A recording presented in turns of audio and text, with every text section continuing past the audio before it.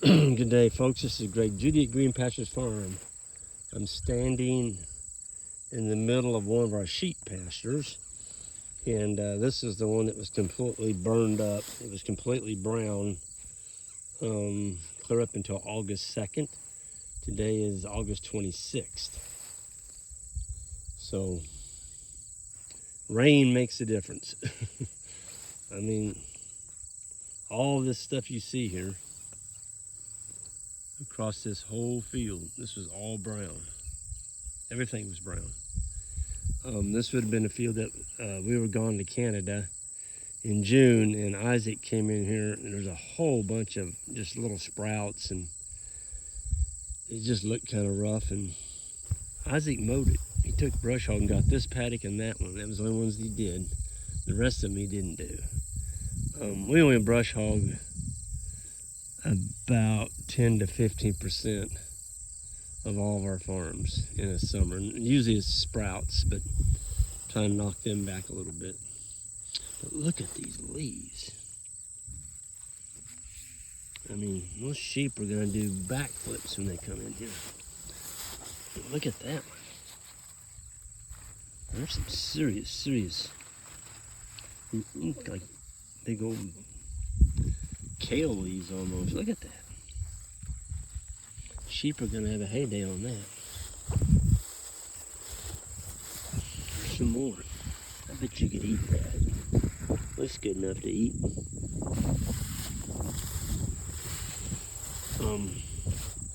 We're on our second to the last day of sheep days. Had a little time waiting on our next customer to show up. I've been looking at this field.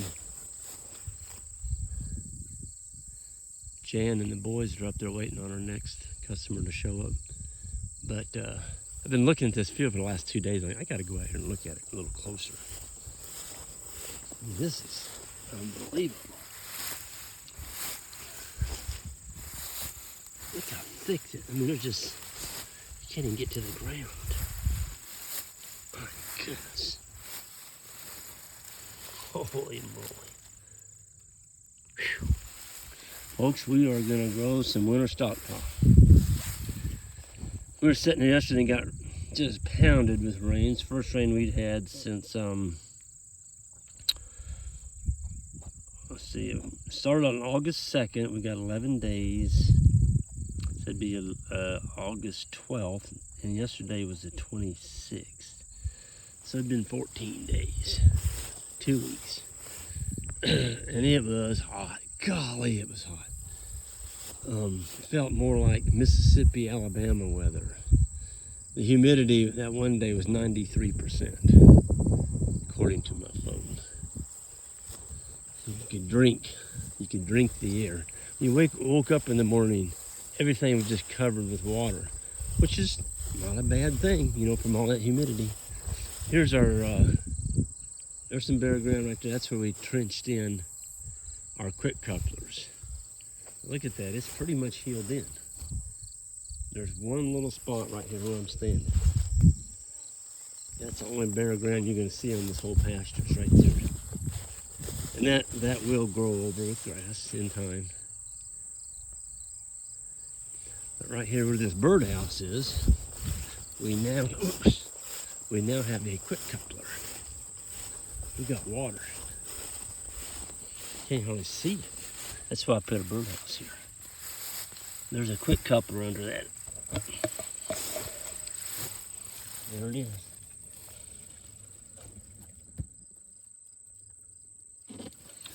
So those are awesome. The minute you plug in the male into that female down there, you got pressurized water. You know, you could water, well, there's 60 gallons. I'm sorry, there's 60 PSI there. It's putting out about 12 to 15 gallons a minute. You can water a lot of cattle off that. Well, we did down in that bottom. That's the gammon grass field down there.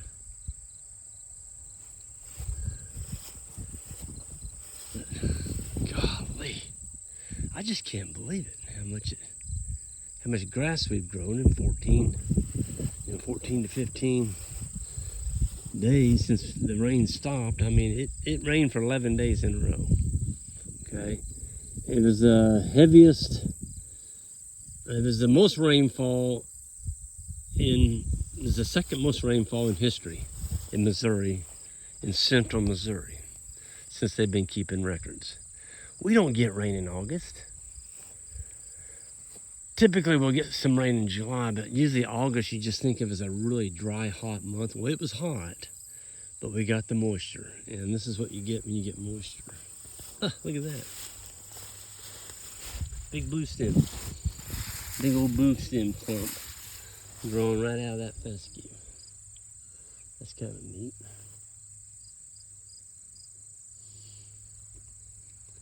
There's another grass in here. I don't know where it came from because we don't typically grow Dallas grass, but there it is.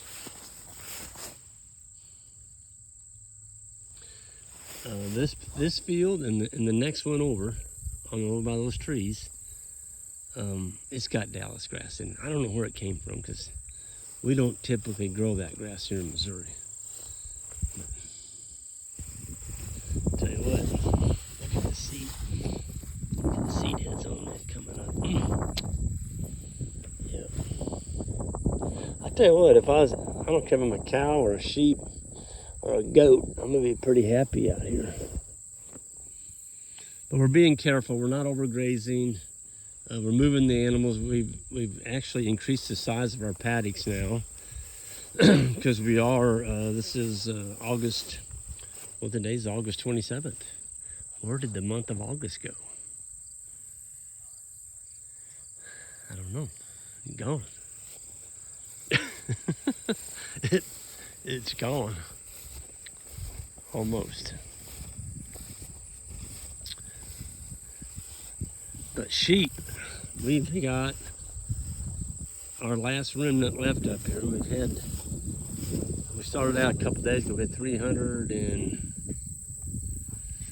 374 ewe lambs up there and right around 92 rams. And we're down to the last couple customers. And this will all be emptied out by tomorrow.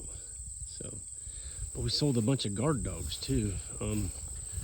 We had 2 different people that raised dogs, and we were able to market some of those dogs for them.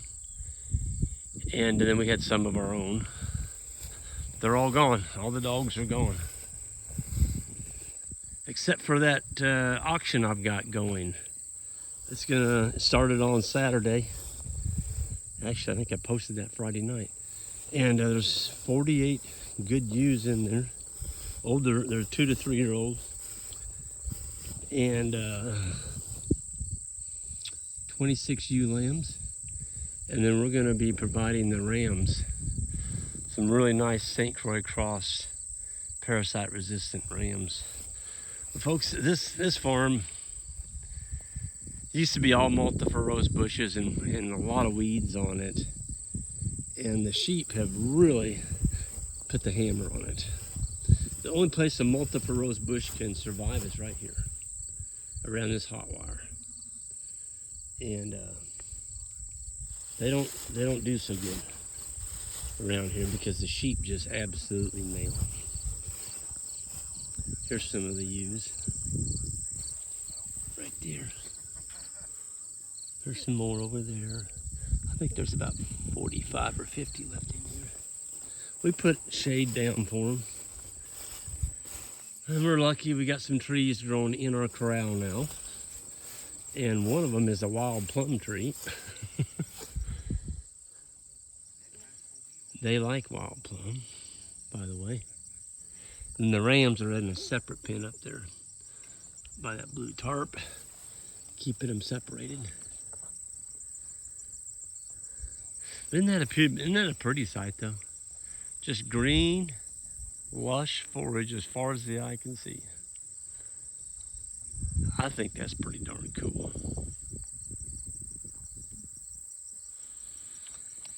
And it was grown with sunlight. It was grown with sunlight. Grass is so tall it's falling over. We had the puppy pen set up out here. That's what that is.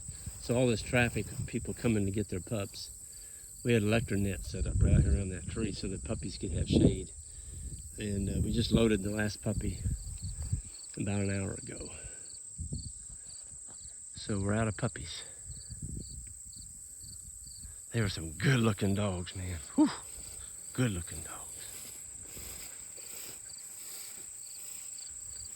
Man, I tell you what, when you can walk in grass, folks, these boots, when I say a boot, look at that, it's up past my boot, it's clear up to my knee.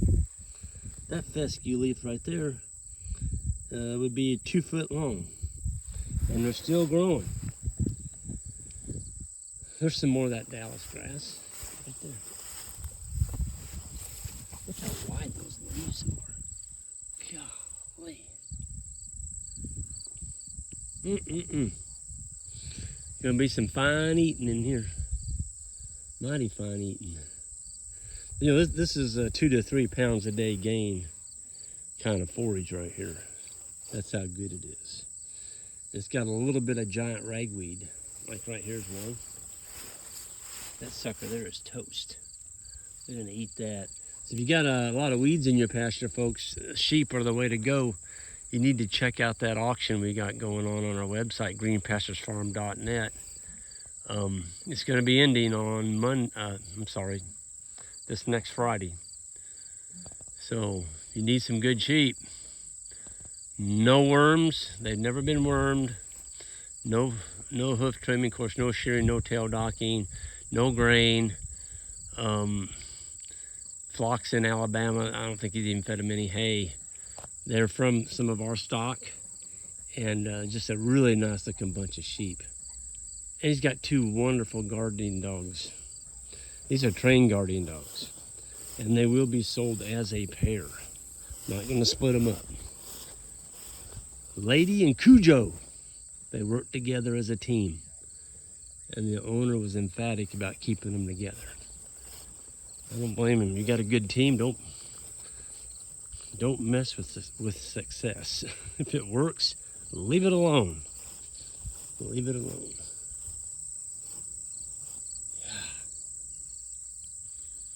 You know, I could just take a chair and just sit out here all day. One thing prettier would be having the animals out there in front of me. They're back there on the back, our ewe flock is, with the guard dogs. And our cow herd was here, it's been about 3 weeks ago now. So Isaac and the boys have opened them up. They're giving them bigger pastures and moving them faster. And we're just tipping. We're just taking the tips off these grass, and the cows are getting so fat they can hardly walk. And we're leaving a good solar collector intact to catch the sunlight so that it can grow back. Because folks, we are in the solar energy business. We're mimicking nature. This is what happened for thousands of years. Ruminants went across the landscape harvesting this beautiful forage and then leaving and coming back, it's recovered. And they were all kept together by predators in a herd. Well, our predators right there, it's that hot wire. It's that hot wire fence right there. That's our wolf and our grizzly bears. Without electricity, solar or whatever, folks, you gotta control your animals. You can't grow grass like this by using the Columbus method, where you turn them out in the spring and discover them in the fall. That doesn't work. It's a good way to go broke. It's hard on the animals, it's hard on the land, and it's hard on your pocketbook.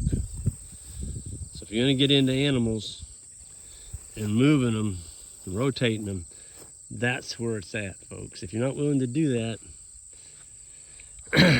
well, you're just not going to be very successful. So you're looking at land here's had, one thing it's had on is lime, and we've unrolled a little bit of hay on it. But this chemical fertilizers, folks, it'll put you out of business. It's expensive, it's hard on the land, and it is not regenerative. It takes a lot of fossil fuel to produce it, and it's hard on your soil microbes. With that, I'm gonna go ahead and sign off here.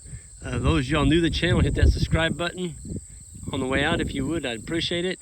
And anybody needing a really good flock of sheep, they're gonna be there's some good ones for sale on our website right now, greenpasturesfarm.net. You need to check those out. Take care.